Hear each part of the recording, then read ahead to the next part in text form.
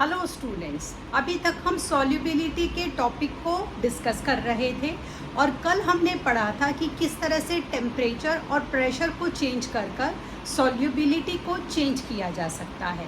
आज हम कुछ न्यूमेरिकल करेंगे जिससे हम इस चीज़ को समझ पाएंगे कि किस तरह से टेम्परेचर और प्रेशर हमारी सॉल्युबिलिटी को इफ़ेक्ट कर सकता है। तो चलिए देखते हैं हमारा पहला क्वेश्चन क्या है।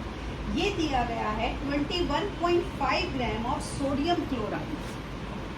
Sodium chloride 21.5 gram 21.5 gram of sodium chloride dissolved in 60 gram of water 60 gram of water. ठीक है, 60 ग्राम ऑफ वाटर में हमने उसको डिसॉल्व करा। Solubility of sodium chloride, calculate the solubility of sodium chloride in water at that temperature. अब water में sodium chloride की solubility को हमें निकालना है एट दैट टेम्परेचर। अब उसने, याद रखिए, उसने वाटर में सोडियम क्लोराइड की सॉल्युबिलिटी पूछा है, सॉल्यूशन में नहीं पूछा है। तो इसीलिए हम इन दोनों को ऐड नहीं करेंगे। हम सिर्फ क्या करेंगे, जो हमारा मास ऑफ सॉल्यूट है उसको डिवाइड कर देंगे मास ऑफ लिक्विड से, सॉल्यूशन से नहीं करेंगे, और 100 से इनटू कर देंगे, क्योंकि हमसे सॉल्युबिलिटी वाटर पूछा गया है, सॉल्यूशन नहीं। तो 21.5 अपॉन 60 इंटू 100। डेसिमल के बाद क्योंकि एक डिजिट थी तो डेसिमल मैंने हटा दिया और नीचे 10 लगा दिया। जिसको कर रहे हैं 2 0 से 2 0 काट दिया। 215 divided by 6।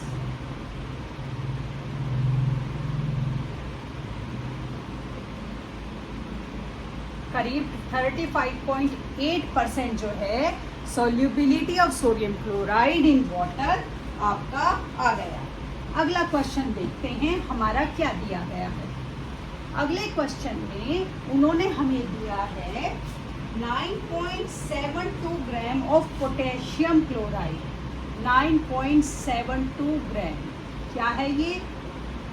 Potassium chloride. Potassium chloride dissolve in 30 gram of water. उसको 30 ग्राम ऑफ वाटर में हमने डिसॉल्व कर दिया at 70 degree Celsius. Calculate the solubility of potassium chloride at that temperature. Potassium chloride की सॉल्युबिलिटी को इस टेम्परेचर पर निकालिए। तो हमने क्या करा, 9.72 डिवाइडेड बाई 30 इंटू 100। ऊपर डेसिमल के बाद 2 डिजिट थी तो नीचे मैंने 100 लगा दिया और ऊपर 100 से 100 काट दिया। 972 को 30 से डिवाइड करिए, ये आपका आ जाएगा 30 3 90। 972 को 30 से करा 90, डेसिमल लगाया 10। 32.4 ग्राम of solubility of potassium chloride lies in water। ठीक है, इसके बाद जो हमारा इसमें टॉपिक आता है वो आता है फिजिकल चेंज और केमिकल चेंज। देखिए, आप बचपन से साइंस में पढ़ते आ रहे हैं कि फिजिकल चेंज हमारे क्या होते हैं, बहुत आसान होते हैं हमारे फिजिकल चेंज। फिजिकल चेंज जो होते हैं हमारे वो चेंज होते हैं जिन्हें आसानी से हम रिवर्स कर सकते हैं। ये रिवर्सिबल होते हैं, रिवर्सिबल, क्योंकि आप इन्हें जैसे थे, जिस पोजीशन से आपने इनकी स्टेट को चेंज किया था, आप उसे दोबारा से रिवर्स कर सकते हैं। कैसे?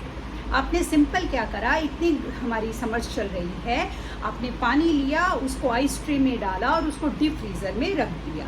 आपकी पानी जो था लिक्विड से आपकी आइस क्यूब्स बन गई। अब आपने ट्रे बाहर निकाली और उसको बाहर ही छोड़ दिया, तो वो फिर से सॉलिड से आपका पानी बन गया लिक्विड, रिवर्सिबल। आप फिर से इसको रखेंगे, फिर से करेंगे, ये आप इसको बार बार कर सकते हैं। इसी तरह हमारा आपने कोई पेज को फाड़ा अपनी कॉपी में से या बुक से फाड़ा नहीं, मान लीजिए फट गया आपसे, तो आपने उसको सेलो टेप से चिपका लिया, रिवर्सिबल चेंज। तो वो चेंज जो हम बार बार कर सकते हैं, रिवर्स कर सकते हैं, उन्हें हम फिजिकल चेंज हम बोलते हैं। तो फिजिकल चेंज जो होते हैं, जैसे कि आपने पानी को उबाल लिया, आपने ट्यूबलाइट स्विच ऑन करा, आपने पंखा चलाया, ये सारे चेंजेस जो होते हैं हमारे फिजिकल चेंज होते हैं। अब जो हमारे फिजिकल चेंज होते हैं, जैसे glowing of an electric bulb, breaking of glass tumbler आपका हो गया, फ्रीजिंग ऑफ वाटर हो गया, आपने पानी को जो था आपने स्टीम करा, बॉईल करा, ठीक है, उसके बाद बॉईल करके आपने उसको कंडेंसेशन करा, फिर से पानी बन गया, आपने फ्रीजर की जो फ्रिज की बॉटल थी उसे अपने टेबल पर बाहर रखा, तो आपने देखा कि किस तरह से एटमॉस्फेरिक जो वाटर वेपर था उस ठंडे सरफेस से टकराया, कंडेंसेशन हो गया, आपने उसे उठा के फिर से फ्रिज में रख दिया, वो फिर से ठंडा हो गया। ये हमारे चेंजेस जो होते हैं फिजिकल चेंज होते हैं, रिवर्स हो सकते हैं। अब हमारे कुछ और चेंजेस होते हैं, वो चेंजेस जो होते हैं वो होते हैं हमारे केमिकल चेंज। देखिए, जो केमिकल चेंज होते हैं वो हमारे थोड़े से डिफरेंट होते हैं, ये इरिवर्सिबल, ये दोबारा से आपके नहीं हो सकते अगर आपने इन्हें एक बार कर दिया तो। कैसे? देखिए, एक फल था जो कि कच्चा था, अब वो पक गया, अब वो पका हुआ फल दोबारा तो कच्चा नहीं हो सकता ना, सेम फल, तो ये कौन सा चेंज हुआ? Chemical change. इसी तरह आपकी हम बात करें ग्रोथ की, हाइट की, आप 9th क्लास में हैं, जब आप 6th क्लास में थे या 3rd में थे तो आपकी लंबाई, आपका जो पर्सनैलिटी थी वो डिफरेंट थी। अब आप 9th में आ गए, आप थोड़े और लंबे हो गए, थोड़े और मजबूत हो गए, तो क्या आप फिर से आप 3rd क्लास या 4th क्लास वाले छोटे बच्चे हो सकते हो? नहीं हो सकते। आपकी ग्रोथ को आप रिवर्स नहीं कर सकते। कौन सा चेंज? Chemical change. आपने खाना खाया, आपका खाना डाइजेस्ट हो गया, केमिकल चेंज।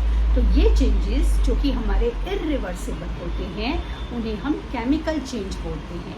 तो जो हमारे केमिकल चेंज होते हैं और जो हमारे फिजिकल चेंज होते हैं उनमें बहुत सारे अंतर होते हैं। जो हमारे केमिकल चेंज होते हैं नॉर्मली हमारे केमिकल चेंज जो होते हैं उसमें जब चेंज होता है तो उस प्रोडक्ट का, रिएक्टेंट से जो प्रोडक्ट होता है नॉर्मली उसका कलर चेंज हो जाता है। जैसे आप देखिए कि कच्चे फल है, कच्चा टमाटर, कच्चा आम, कच्चा पपीता, कच्चा केला, इनका रंग अलग होता है, और जब ये सारे फल पक जाते हैं तो इनका रंग अलग हो जाता है। तो कौन सा चेंज हो गया? आपका केमिकल चेंज हो गया। आपका केमिकल चेंज का एक और बहुत अच्छा एग्जाम्पल इसमें हम क्या बोलते हैं, जो हमारे केमिकल चेंजेस होते हैं ये या तो हीट को एब्जॉर्ब करते हैं या हीट को रिलीज़ करते हैं।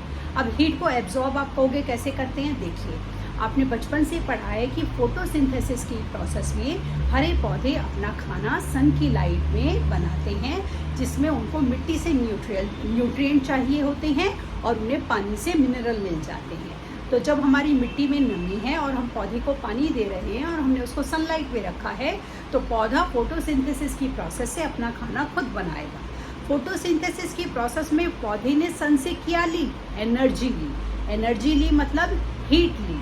और जब कोई भी सब्सटेंस किसी भी सब्सटेंस से हीट लेता है उस रिएक्शन को हम बोलते हैं एंडोथर्मिक रिएक्शन, जो होता है हमारा केमिकल चेंज, इरिवर्सिबल। अब जो पौधे ने खाना बनाया है वो उसको दोबारा प्रोसेस को रिवर्स नहीं किया जा सकता। इसी तरह से हमारे चेंजेस में जैसे हमने कहा कि उसने हीट को एब्जॉर्ब कर लिया, केमिकल चेंजेस में हमारे कभी कभी जो सब्सटेंस हैं वो हीट को रिलीज़ भी करते हैं। अब को देखते हैं कि हीट को कैसे रिलीज़ करते हैं, कैसे पता लगता है। देखिए, अगर आपके घर में वाइट वॉश हुई है तो आपने देखा होगा कि जो वाइट वॉश करने वाले आपके भैया आते हैं वो क्या करते हैं, वो एक वाइट वॉश का पाउडर लेते हैं और आपसे बोलते हैं प्लास्टिक की बाल्टी या प्लास्टिक का ड्रम दे दीजिए छोटा सा, और वो उसमें पानी मिलाते हैं।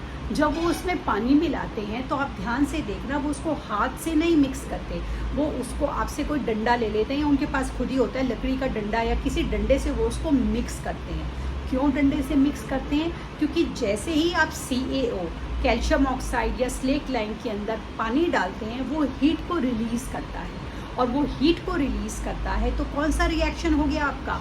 Exothermic reaction. ये कौन सा रिएक्शन हुआ आपका? Chemical change. तो इस तरह से हमारे जो केमिकल चेंज होते हैं वो कभी कभी हीट को एब्जॉर्ब या हीट को रिलीज़ करते हैं। केमिकल चेंजेस में हमारे उस जो सब्सटेंस हमारा बना उसका हमारा कलर चेंज हो जाता है, और केमिकल सब्सटेंस जो हमारे केमिकल चेंजेस होते हैं उसमें जो हमारा प्रोडक्ट बनता है वो टोटली न्यू प्रोडक्ट बनता है। और कई बार जो हमारा वो नया प्रोडक्ट बनता है उसकी कैरेक्टरिस्टिक्स उसके कॉन्स्टिट्यूएंट की कैरेक्टरिस्टिक्स से टोटली डिफरेंट होती हैं। इसका एग्जांपल देखिए आप कैसे, आपने दूध लिया, मम्मी ने क्या करा, दूध को हल्का सा गुनगुना करा ल्यूकवार्म और उसके अंदर थोड़ा सा दही मिलाकर उसको 2-3 घंटे के लिए रख दिया।